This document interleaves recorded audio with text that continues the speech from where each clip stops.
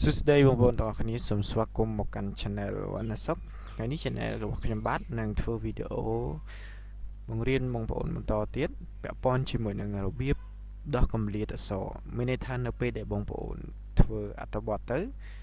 វាធ្វើមើលទៅធ្វើឲ្យអត្ថបទរបស់យើងពីជួរមួយទៅជួរមួយឃ្លាតពីគ្នាឬពី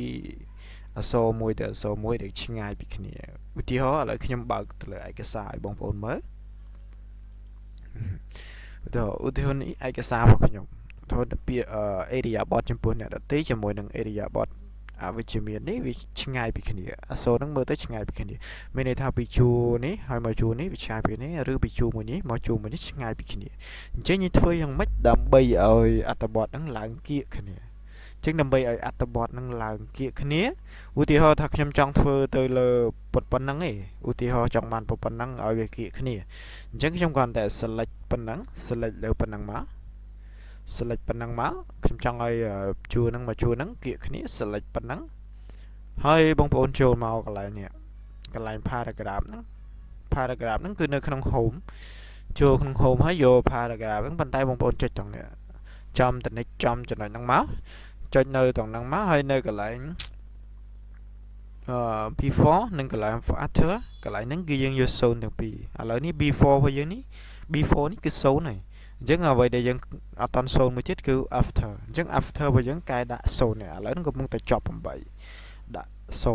0ហើយកន្លែងនេះបងប្អូនអាចចុចលើតំណែងនេះបងប្អូនអាចយក single មក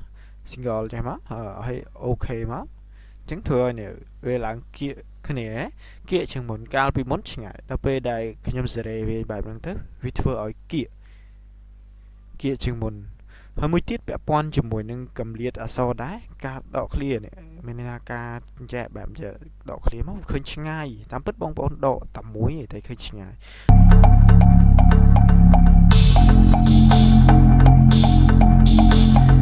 អញ្ចឹងបងប្អូនចង់ថាធ្វើម៉េចដើម្បីឲ្យអក្សរនឹងកុំឲ្យឆ្ងាយអញ្ចឹងឲ្យវាដកតែមួយដែរប៉ុន្តែវាមើលទៅវាសមសួនសមរម្យអូខេដើម្បីធ្វើឲ្យអត្ថបទហ្នឹង